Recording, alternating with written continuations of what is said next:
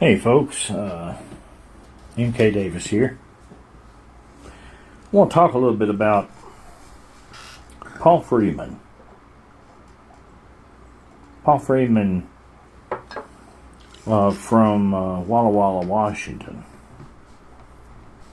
Recently there were some posts made to YouTube by the Sasquatch Archives. There's some interesting stuff.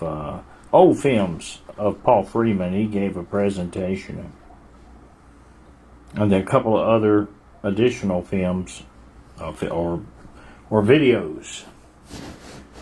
At this point in time, he was using video, and this is not actually Paul Freeman. This is his friend Billy Fields and a guy named Marcel, both new to Bigfooting. But they knew where these tracks were because Paul Freeman had been there. They had been there the previous day, so they came back to try to film them and cast them. They had a cast in their hand. They weren't really great with the camera, but we'll see what we can see. I'll stabilize the footage so that you can get a little better look at the actual track. And it's kind of interesting. Let me flip it over that way, and we'll just begin. This is a clip from it. It's not the entire thing. This is curated by Todd Prescott. You could find it on his channel, the Sasquatch Archives, on YouTube. Watch the whole thing. So let's just take a gander at this.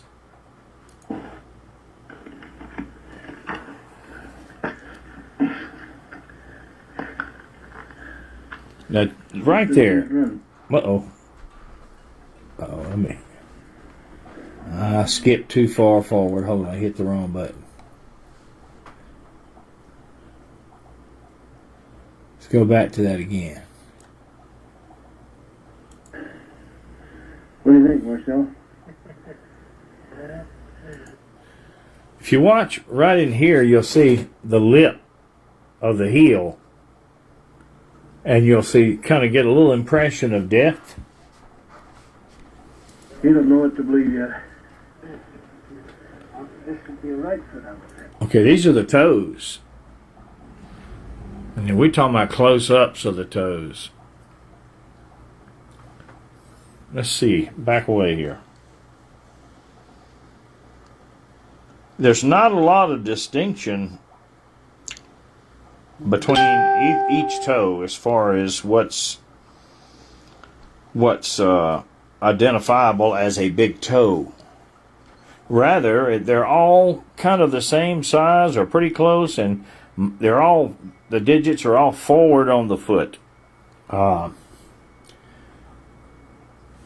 Let's just play it a little bit here. I don't know. He said he could not tell. This guy's got experienced tracker. He says he could not tell whether it was the right or the left foot. Does that tell you something? I happen to have a couple of prints right here that were taken by Paul Freeman in those areas. And it's just about like that. This is a small one, a 9-inch print that was actually in the long version of the film that contained the creature. He's very famous for filming. And let me get this other one. I don't want to drop them. Look at that. Is this right or left? It's kind of hard to tell, isn't it?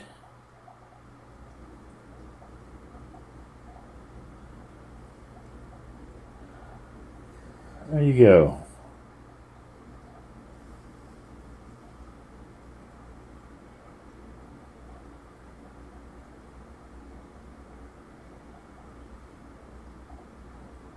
Well, anyways. Let's continue to watch this.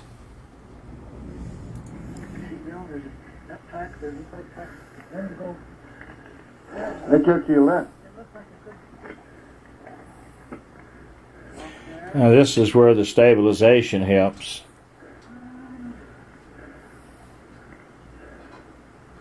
Let's backtrack, myself. There's definitely some kind of track. That man thing there is going to be. Okay, you hear Marcel. He's carrying a track that they had cast previously. But he's sort of impressed by it. Now, he's not a Bigfoot believer, Marcel's not. He's just like a lot of us. He's saying, well, seeing's believing. And now he's done seeing. And he called that track that damn thing. I believe it's what term. Let's listen again. Definitely some kind of track. That damn thing there is going to be. Yeah, that damn thing there. That there's. I was going to bring a tape measure too, and I didn't do it. Well, that's got to be 13 inches.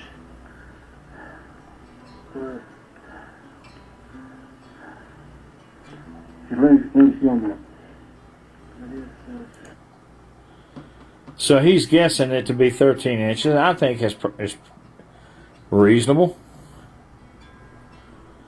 Okay, Eric, a left foot, it might very well be.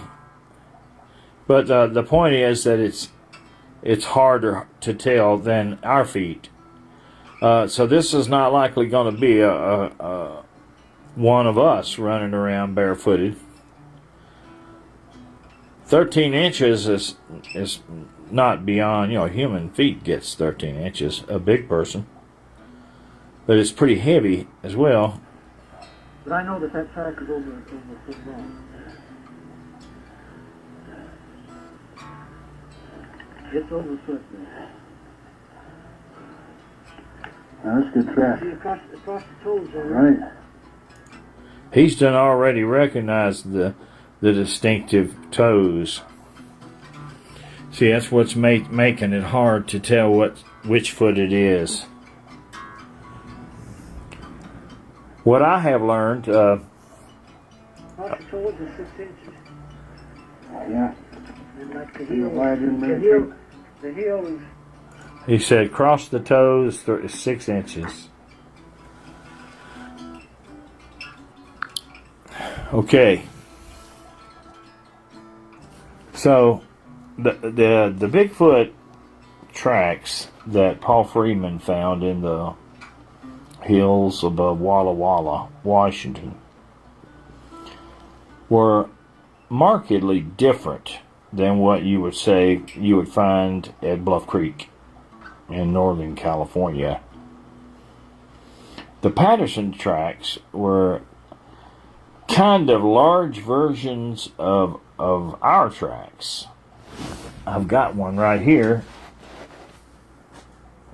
Turn it around here.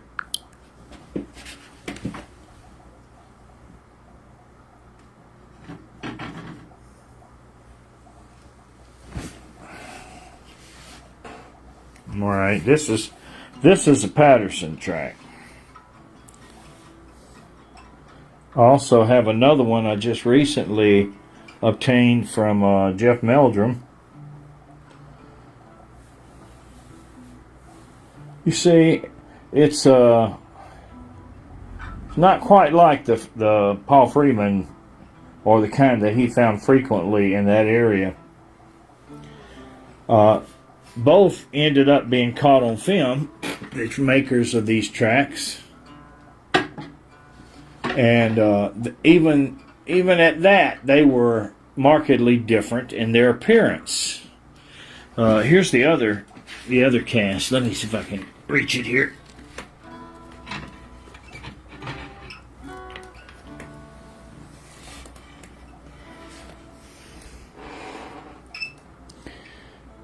It's Patterson footprint.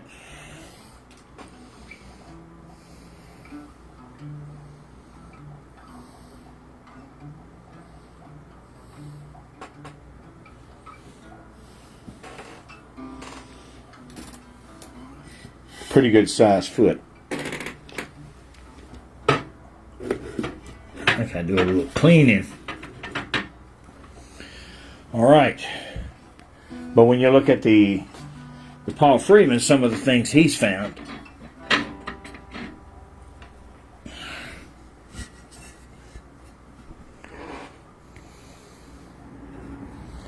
Hourglass shaped, toes to the forward, although this one has a slight slant. It's still all the toes are still to the forward. You can tell where the big toe is on this one. This one I got from Ken Kiger. It's got some information on it. Freeman Collection, copy of calf number 7, Blue Mountains, Walla Walla, Wanaha area. May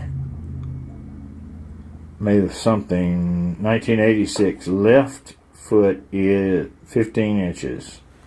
This copy made by Ken Steiger from the original cast. And they broke it on the plane when I was going home.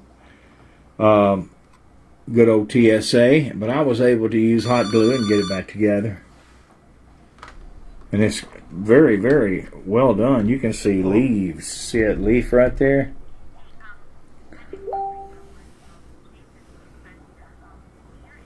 And I thank Mr. Steiger for being kind enough to share his tracks. These wonderful, splendid copies to study and think about. Okay.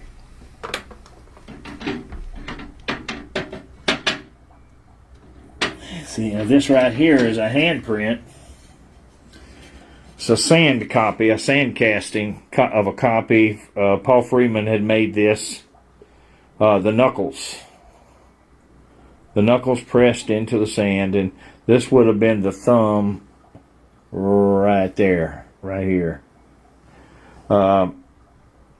It moved. Apparently, it moved the thumb and made a little swish swish in the mud.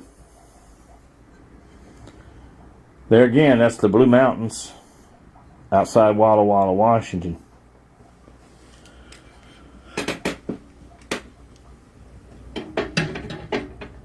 And then you have the little baby prints and the ones I showed you just a little while ago.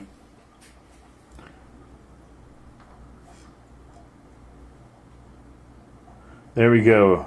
Eric Smith. Eric Smith, y'all pay attention what Eric's writing about this, because Eric lives up there and he knows an awful lot about it.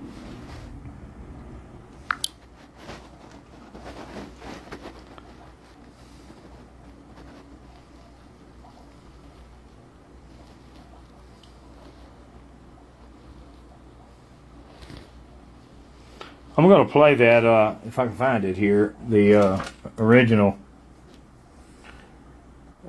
film that shows the creature.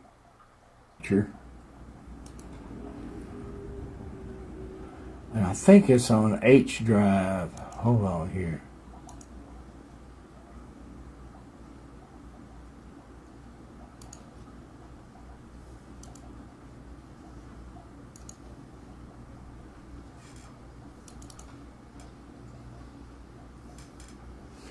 Let's just see if I can type in Paul Freeman to get that.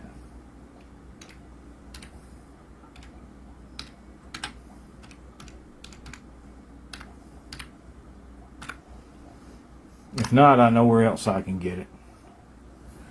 There's a whole bunch of stuff coming up here. Let's see here.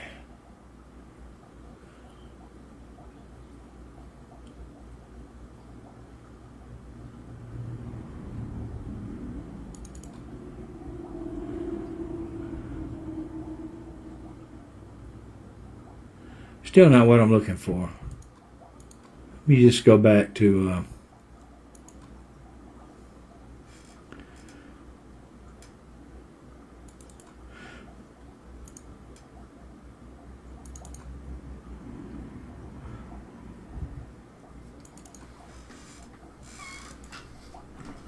let's see.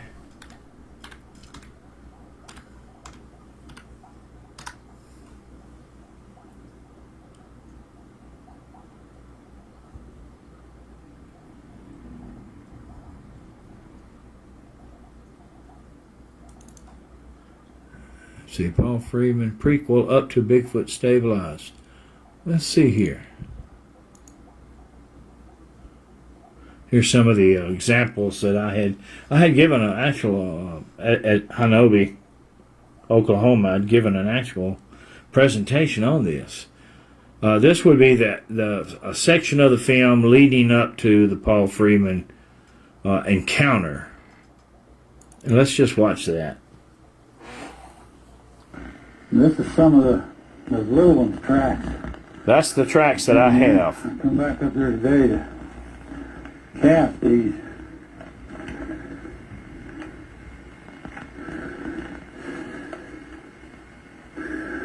They look like they're about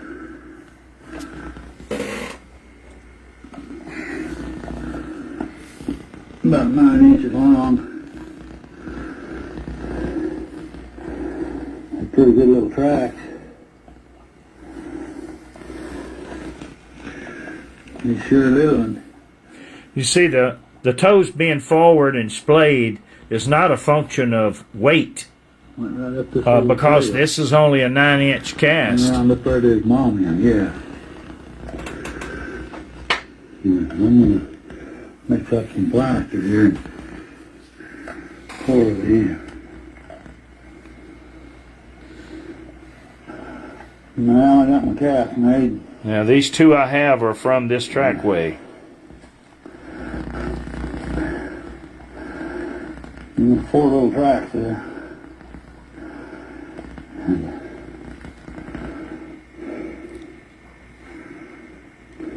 Y'all hear the crow? Y'all hear the crow just then? There they go again. The crow is sounding off right up ahead of him. 32 inches between the stride there.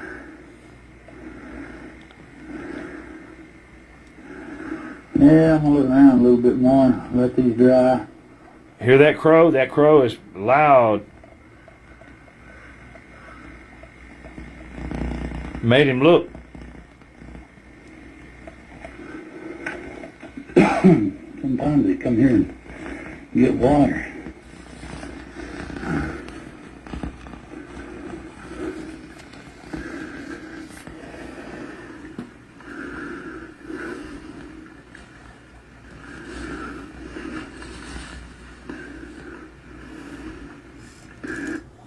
Now, Eric, would this be the deduct springs that they're talking about? Maybe, perhaps. Yeah, it looks like they've been here. Yeah. Been one here anyway. I don't know how. Looks like it's pretty fresh. Yeah, we're around this bush here. See what's going on here. Oh yeah, here's where. Yeah, here he's come down. Oh shit, he's come down and went back up both. Okay, if you put yourself in his shoes right there, you can see a track right here, part of one. He says, oh shit. He came down and went back up, or went down, went both ways. So it makes him unsure about the direction to go. If he should follow it, it came both ways, and both are fresh. Yeah. Look at that. Yeah, he went back up the road, come down the road. Look at this, the shape of the foot again. Just take a look. The heel and the toes. Look at the toes. They're all forward on the foot with splayed toes.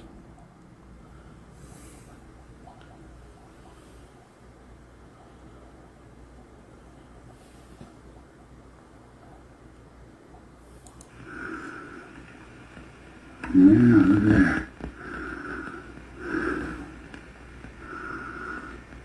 Sure have.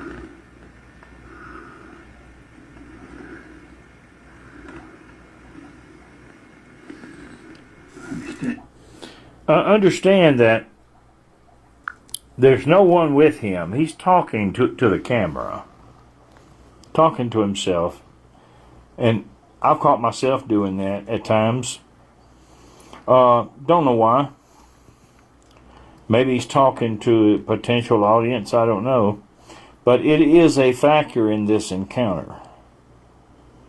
And the Hoopa Indians told me that if you encounter one of these things, one of these true giant Bigfoot, he said, continue to speak to it in whatever language you speak. Just talk. And at the same time, back away. And it creates enough confusion in the Bigfoot about whether you're alone or not, that it may give you time to get away. Yeah, where he's come back up, come back up. Yeah. There it is again.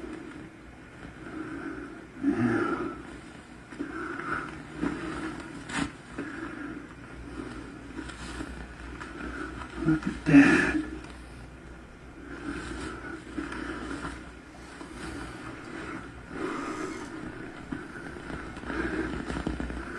Can't see much up through here.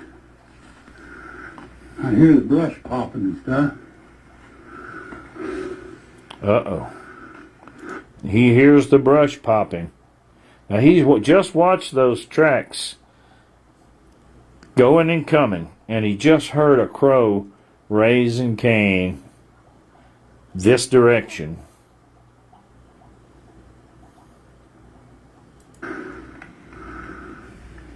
And that's why. Oh, there he goes.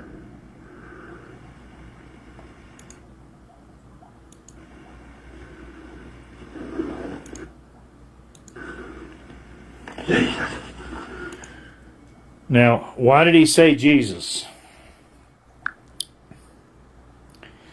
Because he lost sight of him. He brought the camera down to look with his own eyes and could not pick him up. When that thing stopped, it just disappeared. And he did not know what to do.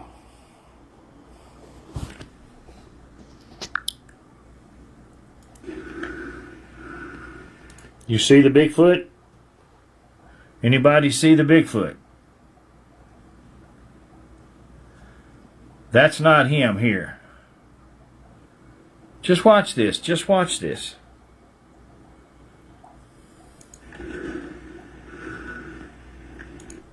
There he goes.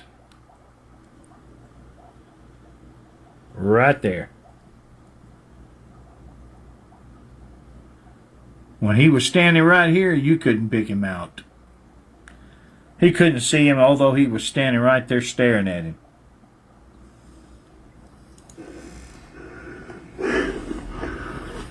Get up here where I can see you. Get up here. Get better picture.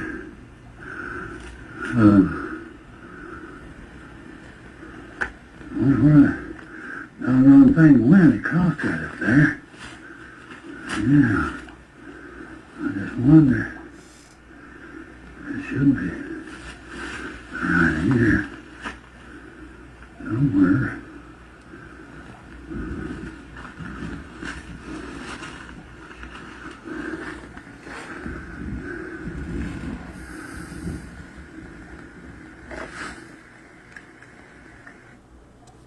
Okay. This is him right here. If you look carefully at a good stabilization clip, you can see that it's picking up another one, a smaller one, and taking him up off the ground. I'll see if I can find that. Okay. Freeman walk with delay. Bigfoot vanishes. Let's look at two different frames, just only a second apart. Okay, there's your Bigfoot right there in the field of view. Now it's going to walk to right here and stop. Right here. The next frame, if I get it right, there it is. Where is it? It's standing right there. It just took a couple of steps. It's still well in the field of view.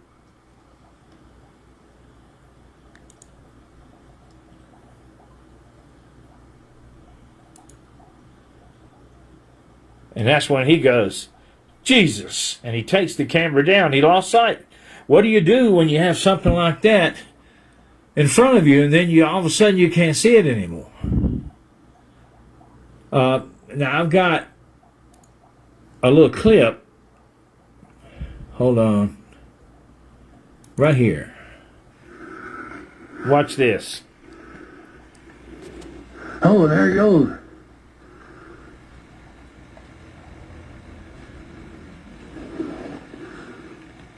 Jesus. Where is he?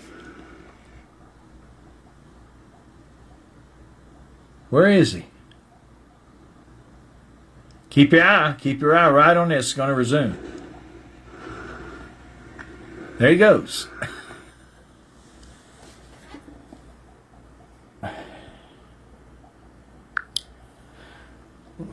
The moral of the story is that you could get in a lot of trouble when you're dealing with this kind of Bigfoot.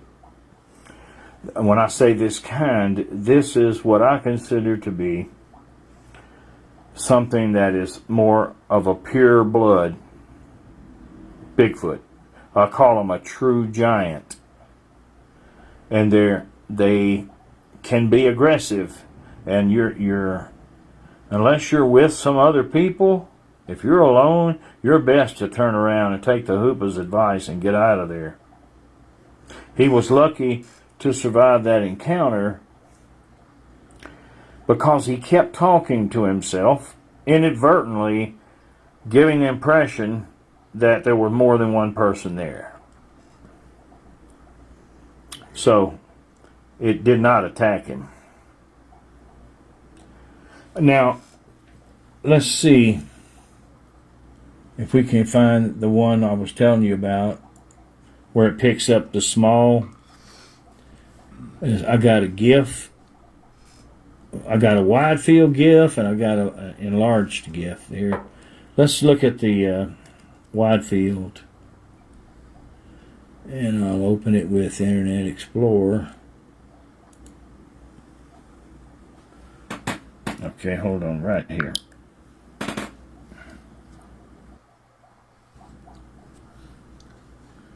This is a loop file, and you can see it right here. This is, see the little dangling.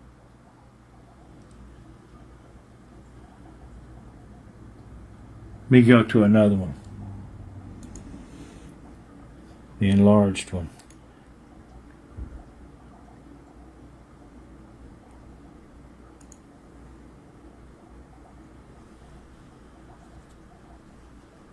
You're looking straight into the back of this thing. It's facing away. And on the left is what's dangling. See the left side? It lifts it up off the ground. And all you get is that brief glimpse. But by looping it, you can see it over and over that it's picking it up off the ground with its left arm. It's kind of off in the distance. You know, Freeman was very, very lucky to have survived that encounter. If you ran into one like the Patterson subject, you might fare better. You know, they tend to want to just put some distance, but they're not the same thing as this one right here. This one right here will absolutely do you some harm.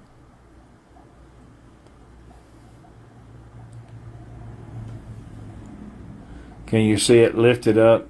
It's got little dangling legs.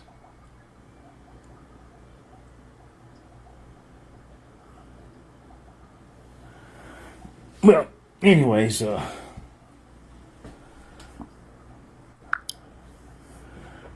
if you have to rate films of Bigfoot, that this has to be right there with the Patterson film. Maybe second, but not by much, and only because it's a little bit different equipment and a little bit different setting. But pretty good stuff. And my hat's off to Mr. Freeman. I wish I could have known him. Got to pick his brain a little bit, because he was pretty savvy.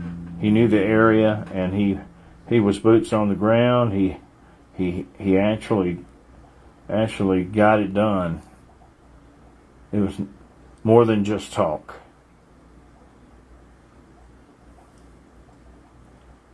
So, Walla Walla, Washington.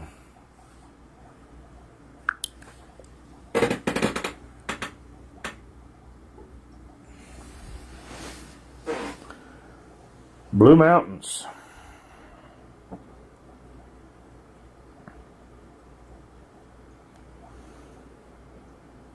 Wenaha Wilderness.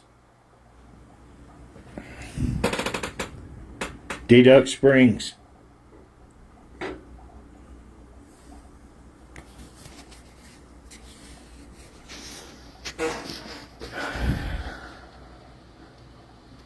I would say that would be a Jim Dandy of a place to try to find one. But I would say this also, that you could get in some real tight situations like he did.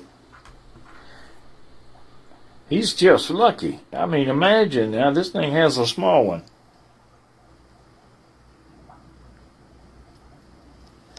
It stopped and stared at him for what, 20 seconds? Something like that. It thought about dispensing with him. The only thing saved him was that he was inadvertently doing exactly what the hoopa said would work. And it did. It worked.